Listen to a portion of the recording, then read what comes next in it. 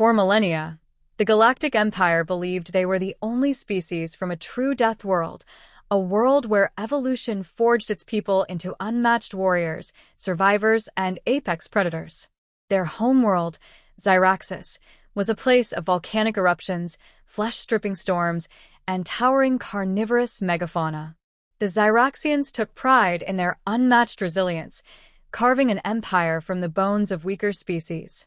They believed themselves the supreme apex predators of the galaxy until they encountered humans. Setting: the Imperial Doctrine. The Galactic Empire of Zhyraxis had long dictated the laws of the galaxy, enforcing its will upon so-called lesser species. Their empire spanned thousands of worlds, their fleets unmatched, and their soldiers feared. No other species had withstood them, for no other species had ever endured what Zhyraxians had survived on their Deathworld home. To them, all other species were fragile, soft, and cowardly. Even the most aggressive war races the Empire had encountered, like the reptilian Vorgoth or the cybernetically enhanced Quell, fell short of true Deathworld status. Only Zhyraxis had earned that title. And then, humanity appeared. The encounter: Terra, the lost Deathworld. When Imperial scouts first detected Sol System, it was a mere formality. A new race, pre-FTL, sitting on a blue-green world that looked deceptively peaceful. Their technology was primitive compared to the Empire's, their ships crude, their weapons chemical-based rather than plasma or disintegrator-based. But what caught the attention of the Imperial Intelligence Bureau wasn't their technology. It was Earth itself. A world of relentless tectonic activity, vast storm systems capable of leveling cities, oceans filled with apex predators, jungles teeming with venom and disease, and an ecosystem built on constant, brutal competition. A death world. The Empire scoffed at the idea. A second death world? Impossible. And yet, the data was undeniable. Even more alarming, the dominant species, humans, had not merely survived this nightmare planet, but thrived. Their civilization had conquered every biome, mastered war across centuries, and survived multiple extinction-level threats, both natural and self-inflicted. Still, the Empire remained unconcerned. Let them be warriors, the High Council decreed. They are still lesser than us. That was their mistake. The war that should have been easy. The first Imperial incursion into Sol System was meant to be a routine pacification mission. A single fleet of Imperial warships entered orbit, broadcasting their standard ultimatum: submit to the Empire, surrender your leaders, and accept your place as vassals. Refuse, and your world shall burn. They expected fear. They expected unconditional surrender.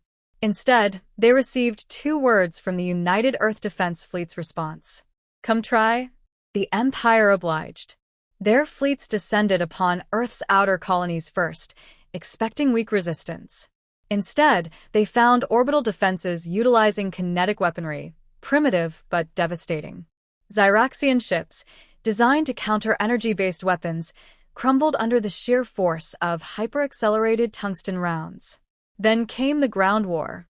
The Zhyraxians had never fought a species that embraced war as humans did. Their own warriors fought with honor, discipline, and a rigid doctrine forged in Deathworld logic. Humans, however, were something else. They did not simply fight. They adapted. Where Zhyraxian soldiers relied on superior strength and traditional combat formations, humans used asymmetric warfare, guerrilla tactics, ambushes, psychological warfare. They did not just engage their enemies, they hunted them. The Empire, for the first time in millennia, was experiencing something it never had before: fear. The revelation: monsters in human skin. Survivors of the first engagements returned to the Empire broken, raving about human monsters. They did not die when they should have. A Zhyraxian warrior could rip a human's limb off, only to find them still fighting, still screaming in defiance. They did not fear death. Instead of surrendering when outnumbered, humans fought harder, preferring suicide attacks over capture. They weaponized their environment.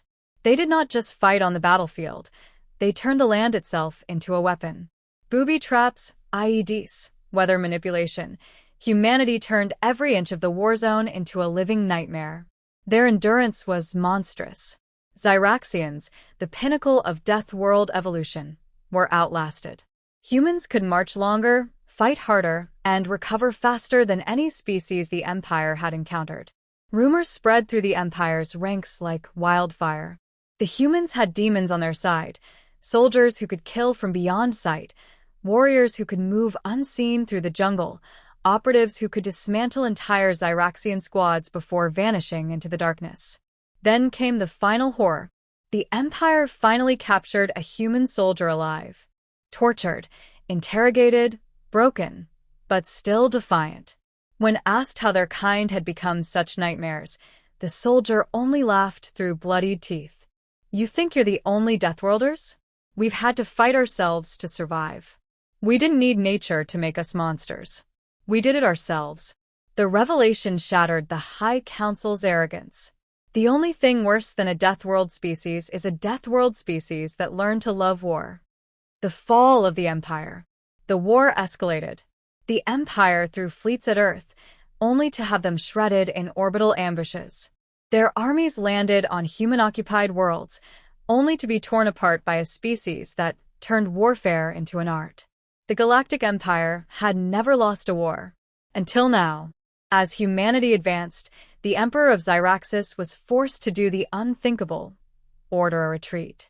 Never before had the Empire abandoned conquered space, but faced with extinction at the hands of the relentless human war machine, they had no choice. But humanity did not stop. They pursued the retreating fleets. They pushed the war all the way to Zhyraxis Prime. The Empire's homeworld, once believed to be the most dangerous death world in the galaxy, was now under siege by the only species that could rival it. The final battle was not a war. It was a reckoning. When humanity's boots touched Zhyraxian soil, the fate of the Empire was sealed. Epilogue: The New Apex. Zhyraxis burned. The once mighty Galactic Empire crumbled, its people scattered, its fleets shattered. The High Council surrendered, not because they wished to, but because they had no choice. Earth was now recognized as the second Deathworld. But in the ruins of the old Empire, a terrifying truth settled upon the galaxy. There had never been two Deathworlds. There had only ever been one. And humanity had just claimed its throne.